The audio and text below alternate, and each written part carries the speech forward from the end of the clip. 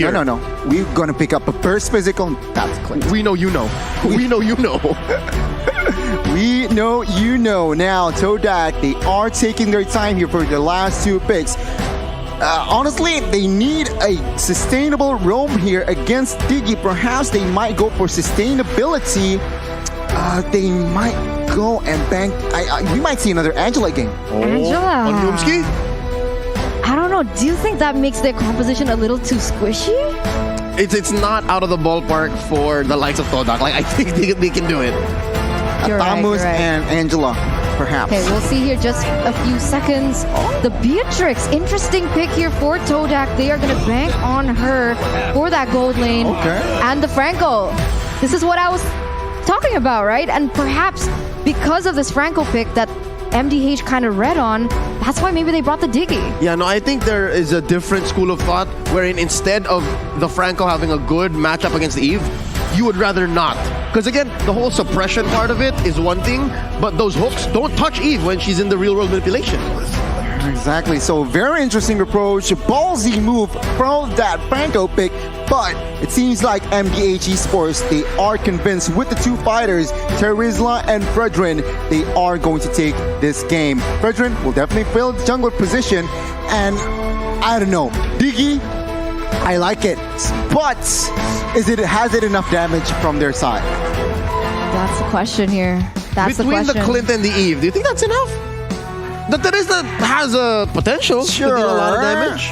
Perhaps that Diggy will bring on Impurage as well. Oh, Can bring the Divine Glaive. We have seen lethal Diggies. Exactly. Like 4 or 5 auto alarm bombs could do the job, but here we go. Loading into the Land of Dawn. Once more, it's Todak versus MDH, and both sides are bringing in their own flavor, their own spice. I haven't been to Vietnam, so I don't know what kind of spice they're packing in their cuisine, but in their drafts, boy oh boy, Coach TNTK, I love it. He swerved us with the Clint. Here we go. Game 1 in a best of 1. Todak versus MDH. Let's mind these rotations. Where are they starting? Jungler. Oh, it seems like Welcome to Todak, they are going to start the orange. Meanwhile, from the side of MDH, they are going to start from the purple. So same last match. And I really want to check out anything. Is there anything been peculiar in terms of those spells and those items here? Okay, so 4Maze brought in... Oh, but very early hook here. In trouble, already committing that flicker, and Nart to the rescue. We're okay. You were saying? Like, yeah, it's very clear that MDH, all they want to do with this Diggy is babysit the gold lane. But 4Maze, he's a little trouble. Oh, yo, this is what 4Maze does. If I'm not mistaken, maybe a couple years ago, LaFell and Gideon were telling me that this is the signature 4Maze gameplay, and he just goes into the back line. Again, we are going to witness that in today's match, but it's still a very clear 2v2 bot side. Remember that Clint has no flicker, so perhaps Rival here, who is clearing jungle bot side, might take advantage of that. We'll see. Early rotation, but top side, something is brewing up, but Vendetta can smell it. Oh, close call. Close to 1 HP almost. Yeah, he nearly got taken down there. There's a lot of emphasis, as you can see here, coming in, but wait a minute. Okay, Todak, they're playing very aggressive here in the early game. They're trying to put as much pressure as they can. Understanding they do have the Assassin, they do have Hayabusa as their jungler, and that's the kind of edge that they want to work on. Yeah. Please do note as well, Nart will have that ever, so no Impurage Diggy. Again, the damage from Yves and Clint, is it enough? Let's see. Potentially a huge clash here. My God. The King just leans into it. No penalty zone just yet. First blood drawn by 4Maze in his debut game at M4. Beautiful, beautiful, beautiful. Todak now going to be leading in terms of that gold as well because they were able to get that neutral objective. Now, how are MDH going to try play about this, right? Because in terms of that early game, MDH has way more of ability to kind of work with. They need to be a little bit more safe when it comes down to that rotation, and they are trying to play for that, so they do still have the ability to come back in the game because it has only been 3 minutes. Oh my God, a flicker. Oh no, they chunked down on that cowboy. Another kill down bottom. I think that was a key kill. I think they really need to take care of hey, and it's curious as to, oh, I guess why Nart couldn't have done anything. Yeah, he was a little bit too far back here, but oh my God, another war is growing up. Oh, down bottom. Oh, real world manipulation committed here by Need My Help and pushes back. Todak. Picking their fights, picking their battles, a disciplined play from the Malaysians here. And again, MDH. Clint's main source of damage dealer, 0-1-0, level 4. Not a good start. Todak, they are trying to expand in the map control and taking a look at the emblems. Nothing too significant, I guess, but take a look at Franco. He still wants more health regeneration, and of course, with that magic shot from Valentina, adds more cooldown. Again, the tempo has gone down. Why? Todak, they are very careful here in the early stages. They have the control, so not taking any gambles just yet. Oh, but here, Chico, guys, actually might get taken down in a 3v1. Oh, wow. Still gonna be able to get away, though. And on your point, it should have been that Clint had the upper hand in that lane, but because Todak have played so much to that bottom side, so much potential, but in the middle! Oh, Need My Help. He's the one who was calling for that. No one was helping him because that's a high and dry on rival, so that was dealing more damage than it should have. He burned Flicker as well, so a lot of spell resource and ult was used for a defense, and still he gets taken down. Not a good rotation there from Need My Help. And perfect timing. Todak has to secure this turtle, no doubt. Ooh, they have to be careful here. And it does seem like King is trying to open up vision, but at this point, they won't be able to go for the objectives. And I think that was one of the keys to victory for MDH, right? Don't be afraid to lose the neutral objectives, but make sure you focus on those turrets. But even that, it's still very difficult to see them finding anything on the map. Yep, and can clearly say that as long as Turtle spawns on that side of the map, the XP lane, those dual lanes down bottom, Todak can just maintain the same amount of pressure. Like, it's not going to make much of a difference. Seems like here again, MDH, they are quite behind. 2,000 gold lead in the first 5 minutes. Not a fun game. Realizing, of course, what is also being pressured.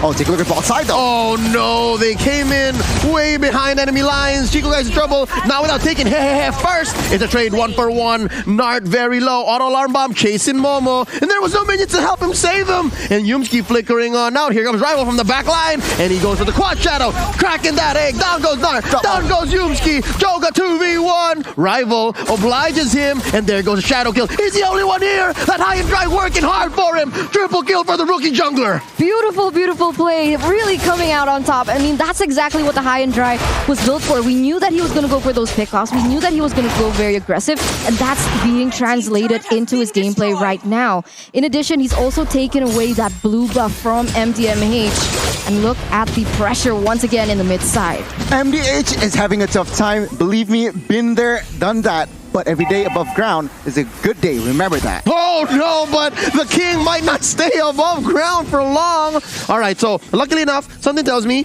Formaze might be building hybrid. Because if this was a purely damaged Benedetta, could have spelled disaster for the mid lane. My God, indeed. Todak, 6 minutes and 3,500 goal lead. MDH, they need to figure something out.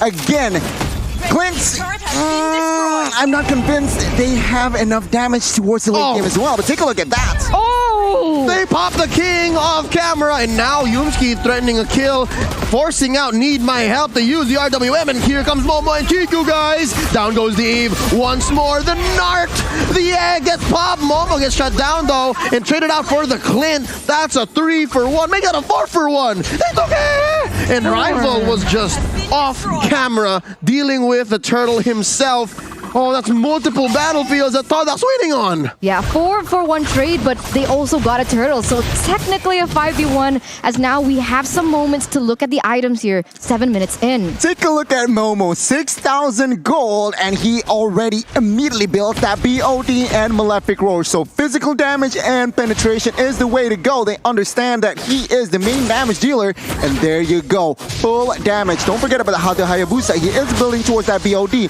so expect more physical damage from Todak.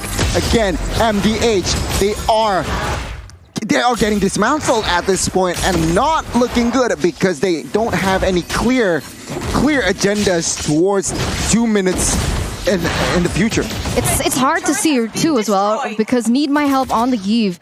You want to rely on the skills that she has in her arsenal to be able to deal out the utility with the slows, which is why she got the Ice Queen 1. But she doesn't have the book yet, so she's going to be struggling in terms of that mana, and it's going to be hard to see the impact she has in the game. She can't just spam it. She needs to be very careful with the spell casting.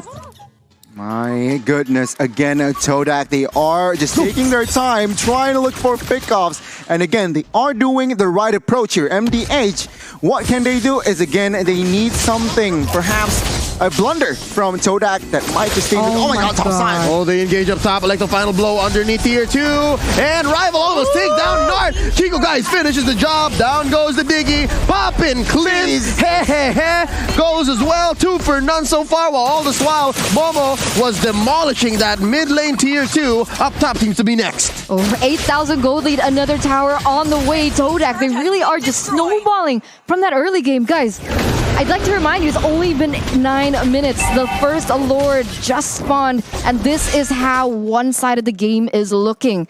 Is there any way that MDH can come back from this deficit? Again, they need, I guess, to find a miracle. Todak needs to make a mistake twice or thrice even, then MDH can somehow equalize.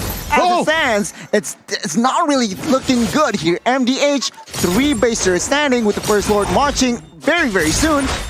If they make another mistake, Todak can just clean it off. Yeah, I think a mistake from MDH is something that they cannot calculate for. They shouldn't be able to calculate for because they're so behind. If there is one thing I can say about the MDH situation, is it's a grocery list of things that they need to do to come back. And I have 2 main theories, right? Number 1, have the King build complete defense. Make him a chunky Terizla. And then number 2, it's the hide behind turret. Like, if there's a defense that's gonna happen, it's gonna be inside their base. If you're Look at those recalls. Oh, I like it. I like it. It's the M4 recalls, but if your 2 bruisers are inside the base, that's not a good sign, isn't it? Let's see the marching Lord in the mid. This is a level 1 Lord, mind you. So they should be able to, oh no, they catch it! And that's a half health Clint running back. And they are just raining down upon this turret. He gets popped by 4 maze, making a beeline into the back line. And Need My Help puts up the RWM, quelling this siege. They live for now. Are they gonna go for it? They're 1 man down here. I guess it's equal 4v4. Need My Help! He is the one to go down next. Chiku, guys, coming in, taking down Need My Help, and the base is gonna be up next on the docket. Bottom lane taken down, top lane, it's the minions working on him. Todak can see the writing on the wall. Here comes the King, penalty zone into 1, and there's the ult! Nibiru's passion into 3 members. Nart gets popped by Rival. He's unstoppable, but they ran out of waves. MDH still breathing. Ooh, if they prolong that a little longer, then that might have been the save and grace that MDH needed, right? They needed Todak to overcommit, but they made the right call there. 11,000 gold lead still. They don't need to hurry things up, but they're going in once again.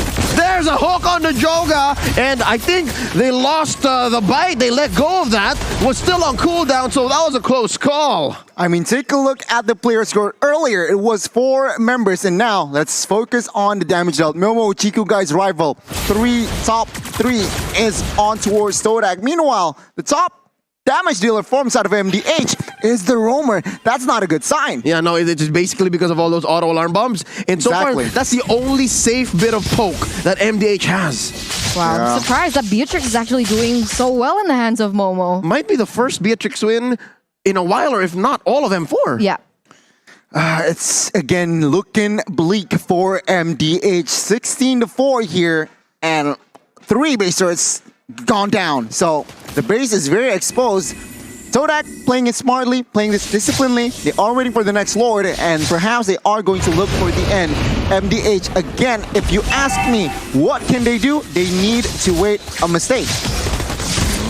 Up top, though, look at this. 4 maze is having his way with and it needs 4 members to respond for them to punish 4 maze, and they give the kill to Nart. Oh, Lord. That was a shutdown, if I'm not mistaken, but a kill is a kill. The only real ask is maybe it should have gone to the cores. It's still a really good display coming in from Todak. They were able to utilize 4 maze as a distraction, and they were now able to secure that. Lord without... It's free. Yeah, for free. Sorry, I was looking at Yumski and I was like, is he going to get that hook? But he still misses right now. They have 10 seconds left for Formace to go back up. And MDH, this might be the final defense that they have in this game. Not looking good for a DG debut here by MDH. Let's see the offense and as well as defense, Leo. Yep, all lanes masterfully synchronized. They're crashing in. The answer, RWM need my help. Going in, acting like a turret himself. And MDH is the king, very low. Gonna back out. Oh, he's making that body of Smith work. Double time, triple time even. And goes Narc. He gets popped, but they survive. Oh, what? No, wait, there's a bite. Down goes Hehe. And that's about it. They lasted maybe seconds more than they should have, but it's all crumbling down. That need my help, the only bastion left. But Todak, they get the dub. They get the dub, and they're officially the upper bracket, the first to secure the upper brackets in the knockouts. Congratulations to the Malaysian representatives. It was an amazing performance, very dominant, very disciplined towards the very end. The coaches' division are well executed by the players. 1-0 at Todak. My goodness, a convincing performance.